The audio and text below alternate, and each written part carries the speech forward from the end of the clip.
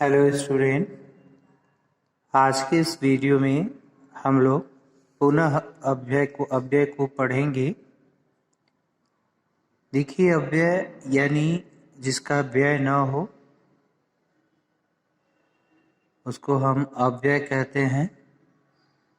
तो अविकारी शब्द या अव्यय दोनों एक ही होते हैं, यानी जिन शब्दों का रूप किन्हीं भी परिस्थितियों में नहीं बदलता वही शब्द अव्यय या अविकारी कहलाते हैं। जिन शब्दों पर लिंग, वचन, कारक आदि का प्रभाव नहीं पड़ता, वह अपनी समान स्थिति में बने रहते हैं, उनको ही हम अव्यय या अविकारी शब्द कहते हैं। बच्चों, अब तक आपने सीखा कि संज्ञा, सर्वनाम, विशेषण तथा क्रिया शब्दों का रूप लिंग, वचन, कारक के कारण परिवर्तित हो जाता है, इसलिए इन्हें विकारी शब्द कहा जाता है, यानी इनके अंदर विकार उत्पन्न होता है। संज्ञा, सर्वनाम, विशेषण तथा क्रिया शब्दों के ऊपर लिंग, वचन, कारक आदि का प्रभाव पड़ता है, इसलिए ये विकारी शब्द हैं। लेकिन जिनके ऊपर इनका प्रभाव नहीं पड़ता, अर्थात इनके प्रभाव से उनमें कोई भी विकार या परिवर्तन उत्पन्न नहीं होता, उन्हें हम अविकारी कहते हैं। अविकारी यानी जिसमें विकार न हो। अर्थात हम ये कह सकते हैं कि जो शब्द हर परिस्थिति में एक समान रहते हैं तथा जिनका रूप कभी नहीं बदलता, उन्हें अव्यय या अविकारी शब्द कहते हैं। अव्यय के भेद देखिए, अव्यय और अविकारी ये दोनों एक ही बातें हैं। अव्यय या अविकारी शब्द दोनों एक ही होते हैं। अव्यय के भेद, अव्यय कितने प्रकार के होते हैं? तो अव्यय के 5 भेद होते हैं। 5 भेद में पहला आपका जो है वह क्रिया विशेषण, दूसरा संबंध बोधक, तीसरा समुच्चय बोधक अव्यय, चौथा विस्मयादि बोधक और 5वां आपका है निपात। क्रिया विशेषण देखिए, पहला अव्यय जो है वो क्रिया विशेषण। क्रिया विशेषण क्या है? जो शब्द क्रिया की विशेषता बताए वो क्रिया विशेषण है। जो अविकारी शब्द क्रिया की विशेषता बताते हैं तथा उसके बारे में जानकारी देते हैं, उन्हें क्रिया विशेषण कहते हैं। जैसे आज वर्षा बहुत हुई, एकाएक बिजली चली गई, सौम्या बाहर खड़ी है, मीना प्रतिदिन संगीत का रियाज करती है। तो देखिए, इसमें जो रंगीन शब्द हैं, बहुत, एकाएक, बाहर, प्रतिदिन, यानी ये क्रिया के होने के तरीकों को बता रहे हैं। भाई, क्रिया कैसे हुई, कितनी मात्रा में हुई, कहाँ पर हुई, ठीक है, कब हुई। तो बहुत, एकाएक, बाहर, प्रतिदिन ये क्रिया विशेषण शब्द हैं। इन वाक्यों में रंगीन शब्द ये बता रहे हैं कि क्रिया कितनी, कैसे, कहाँ और कब हुई। ऐसे शब्द क्रिया विशेषण कहलाते हैं। देखिए, क्रिया विशेषण की 4 भेद हैं। 4 भेद हैं क्रिया विशेषण के, जिसमें पहला आपका है रीतिवाचक क्रिया विशेषण, दूसरा कालवाचक क्रिया विशेषण, तीसरा स्थानवाचक क्रिया विशेषण और चौथा आपका है परिमाणवाचक क्रिया विशेषण। रीतिवाचक क्रिया विशेषण, रीतिवाचक यानी इसमें जो है तौर तरीका, मैनर, क्रिया के होने के तरीकों को जो बताता है कि क्रिया कैसे हुई, यानी जो अव्यय शब्द क्रिया के बारे में बताए और क्रिया के होने के तरीकों को बताए कि क्रिया कैसे हुई, उसको हम रीतिवाचक क्रिया विशेषण शब्द कहते हैं। कालवाचक क्रिया विशेषण, भाई जो शब्द क्रिया के होने के समय का बोध कराए वह कालवाचक क्रिया विशेषण है। स्थानवाचक क्रिया विशेषण, भाई जो शब्द क्रिया के होने के स्थान का बोध कराए कि क्रिया किस स्थान पर संपन्न हुई तो उसको हम स्थानवाचक क्रिया विशेषण शब्द कहते हैं। परिमाणवाचक क्रिया विशेषण, अब परिमाण का अर्थ क्या है? मात्रा, यानी कितना या कितनी। तो ये शब्द क्या करते हैं? क्रिया के होने की मात्रा को बताते हैं कि क्रिया कितना या कितनी मात्रा में हुई। यानी इसको हम क्या करते हैं? प्रश्न भी कर लेते हैं इसको पहचान करने के लिए। जैसे रीतिवाचक क्रिया विशेषण की पहचान के लिए हम क्रिया से पूर्व कैसे करके प्रश्न करते हैं, उत्तर मिल जाता है। कालवाचक को क्रिया से पूर्व हम कब लगा करके प्रश्न करते हैं, उत्तर मिल जाता है। और परिमाणवाचक में कहाँ हुई करके प्रश्न लगाते हैं, क्रिया से कहाँ करके प्रश्न लगाते हैं। स्थानवाचक क्रिया विशेषण का बोध हो जाता है। कितनी हुई, भाई अगर परिमाणवाचक है उसको पता करना है तो हम कितनी करके क्रिया से पूर्व प्रश्न करते हैं तो हमें उत्तर मिल जाता है। तो आइए इसके पहले भेद क्रिया विशेषण। क्रिया विशेषण के चार उपभेद जो हैं, रीतिवाचक क्रिया विशेषण, कालवाचक क्रिया विशेषण, स्थानवाचक क्रिया विशेषण, परिमाणवाचक क्रिया विशेषण, इनके बारे में पहले हम जानते हैं विस्तार से। रीतिवाचक क्रिया विशेषण, जो क्रिया विशेषण क्रिया के होने का ढंग या रीति बताते हैं उन्हें रीतिवाचक क्रिया विशेषण कहते हैं। जैसे सबसे मीठा बोलो, खरगोश तेज दौड़ता है, काम में जल्दीबाजी मत करो, छात्रों ने अपना काम झटपट कर लिया।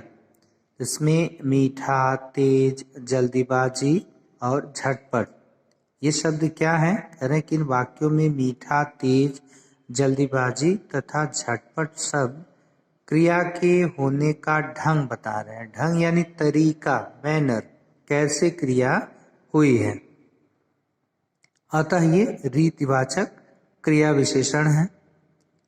रीतिवाचक क्रिया विशेषण शब्दों को पहचानने के लिए कैसे का प्रश्न किया जाता है।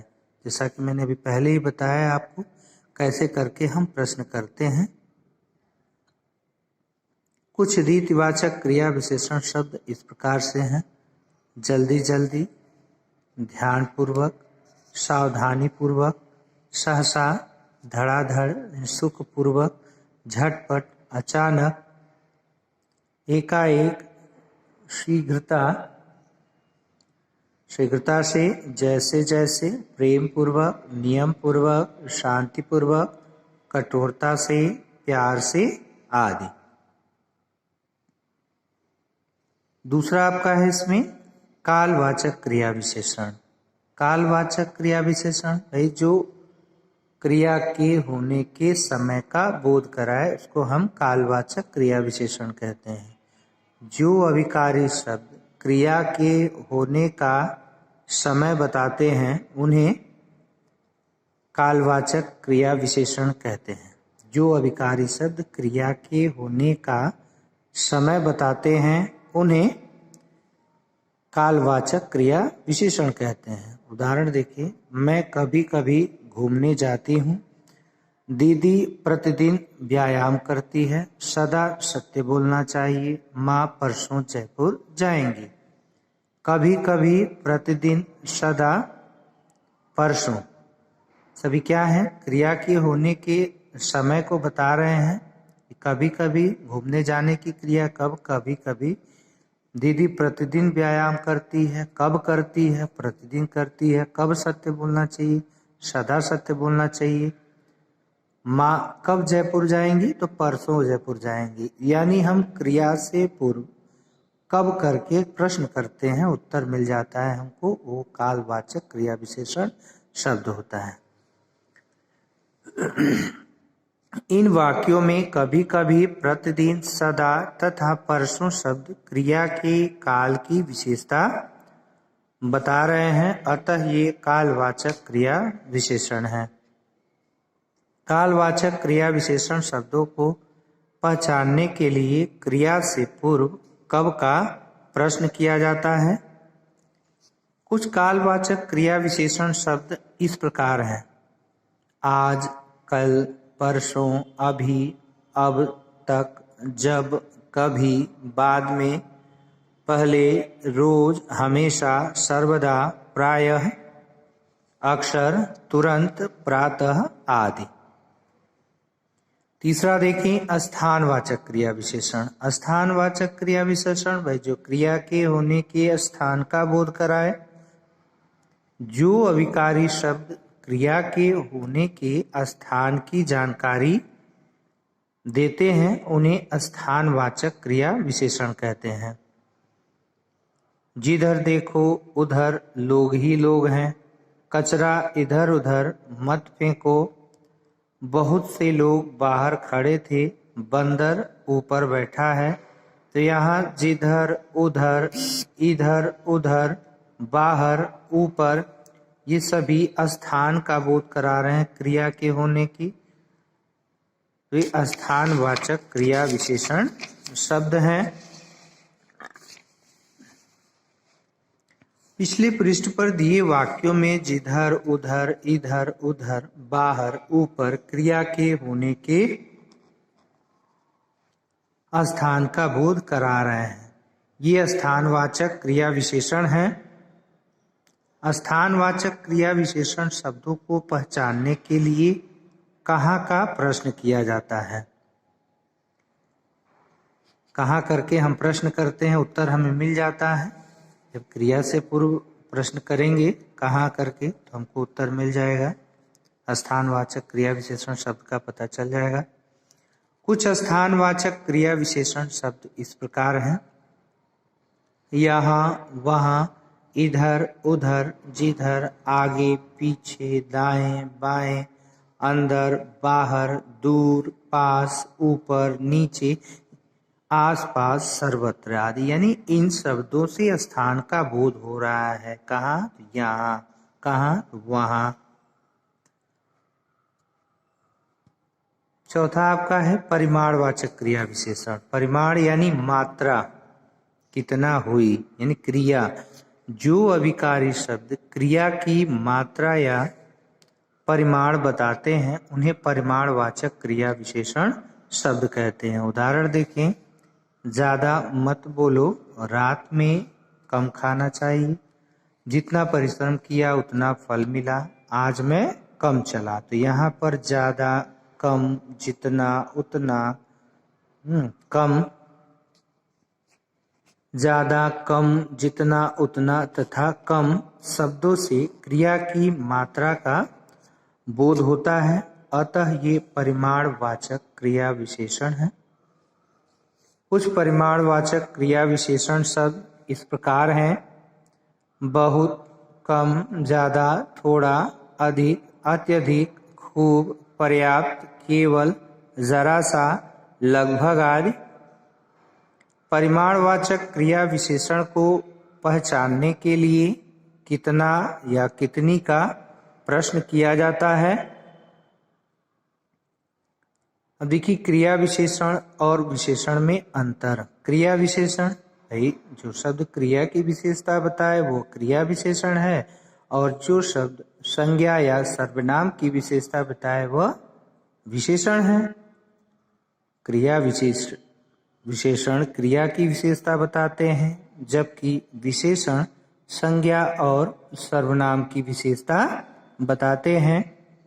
जैसे देखिए यहाँ पर यह अच्छा लड़का है, यह विशेषण है क्योंकि लड़का अच्छा है, लड़के के बारे में यहाँ कहा जा रहा है। यह लड़का अच्छा खेलता है, यहाँ खेल के बारे में अच्छा कहा जा रहा है। तो यह जो है यह क्रिया विशेषण हो गया, क्योंकि यह खेलने की क्रिया हो रही है, उसके बारे में बताया जा रहा है। कैसा? तो अच्छा। अब नेक्स्ट आपका जो है संबंध बोधक है दूसरा। इसको हम लोग अब नेक्स्ट वीडियो में पढ़ेंगे। अब आज के लिए इतना ही।